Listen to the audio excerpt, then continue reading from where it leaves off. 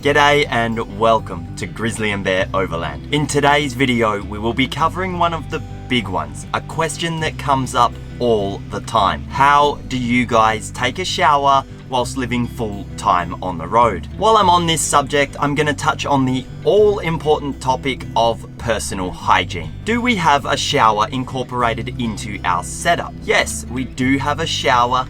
No, we do not have hot water. Our exterior shower is fast to set up and it's plumbed into our main tank. As you can see, we do have a hot water tap.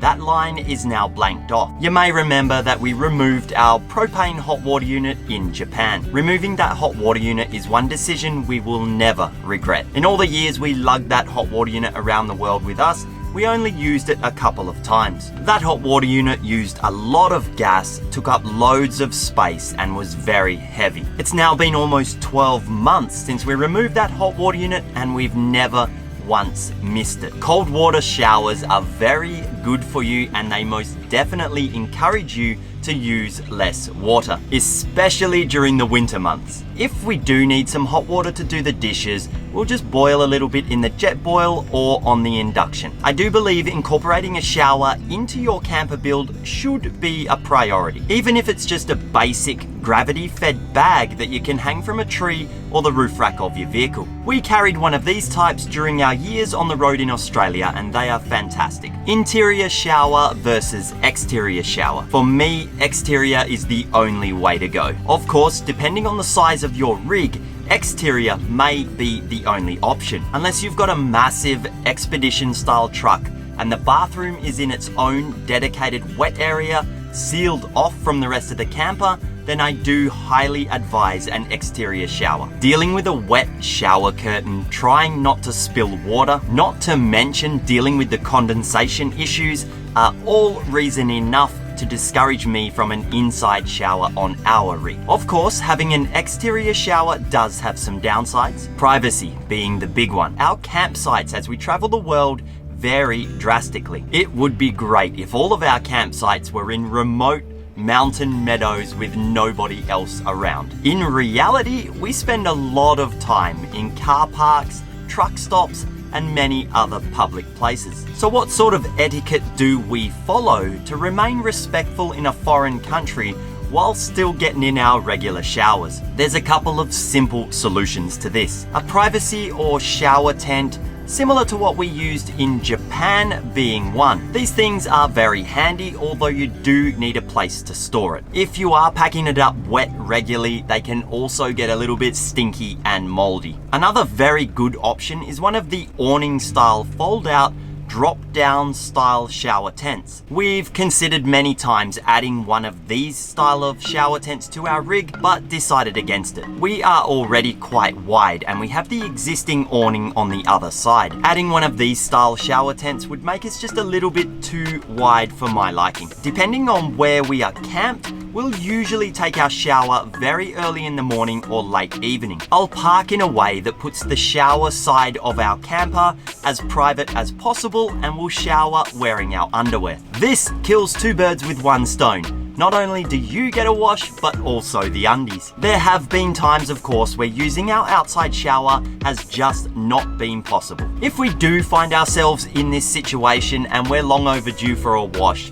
then we'll go for the good old sponge bath. We will use the smaller bucket from our sink with soapy water and a sponge. Standing inside our camper, we'll have a scrub using as minimal amount of water as possible as to not make a mess. We will then use a wet cloth to wipe off the excess soap, rinsing the cloth in fresh water in the bucket. This method, although maybe not quite as thorough or refreshing as an outside shower, is effective when the outside shower is not an option. Our method for conserving water when we're using our outside shower is as follows. We stand in our small collapsible bucket to collect the water. Don't let the water go to waste by letting it run to the ground. We'll give the body a quick rinse with water, then we'll turn off the tap. We then use the water collected in the bucket to soap up and scrub. Using a hand glove or a sponge for this can be handy. Turn on the water, rinse off the soap, Job done, clean as a whistle. Now this may be hard to believe, but we'll use as little as 2 to 3 liters of water using this method. While I'm on this topic, I'll briefly mention towels. We carry a couple of good quality, full-size towels with us. I know there are loads of super small, compact, fast-drying type towels out there. Like this. Sometimes it is nice to have a few real home comforts in our tiny house. From IKEA.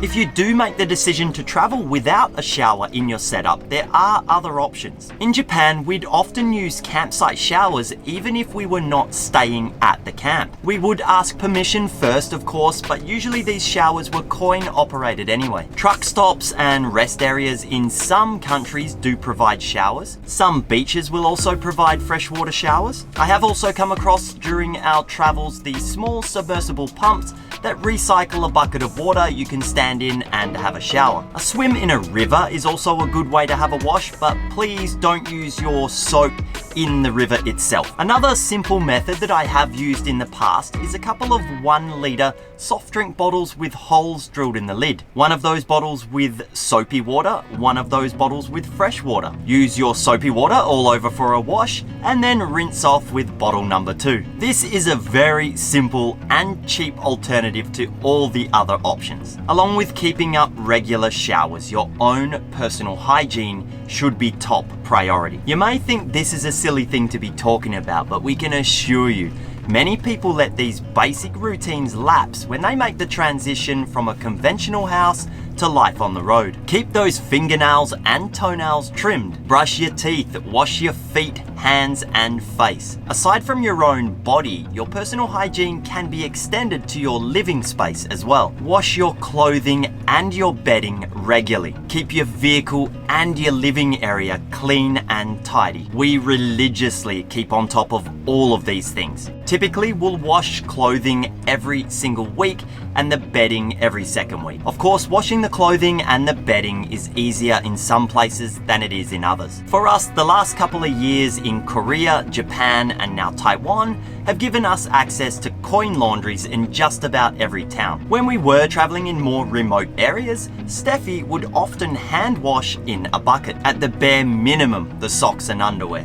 When the washing is building up, we'll very often take a special trip to the closest town or city just to do a load of laundry. If you're lucky enough to be invited into somebody's house, don't be shy and ask them if it's okay to use their washing machine. There is always a solution. If we're hiking for multiple days, showers are just not possible. Maybe there's no rivers or lakes to wash off in. In any case, on a hike, we'll always carry a packet of sanitary wipes and hand sanitizer. At the very least, clean between the toes, under the arms and the groin area, face, ears, and hand sanitize before eating. Keeping on top of this is easy and prevents bacteria buildup that could lead to unpleasantness, ruining that long distance hike. So I've been harping on now about the importance of showering and personal hygiene. On the other hand, I do believe that as humans, we probably shower more than is absolutely necessary. We do not always shower every day, especially during the winter months. If we haven't done any outdoor activities,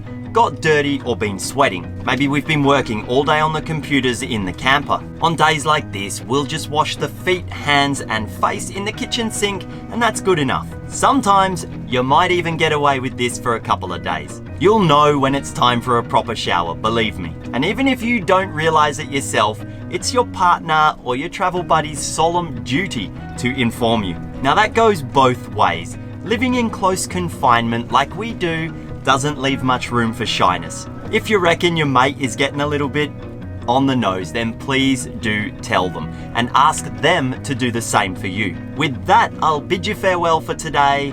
Thank you for watching and we'll see you next time.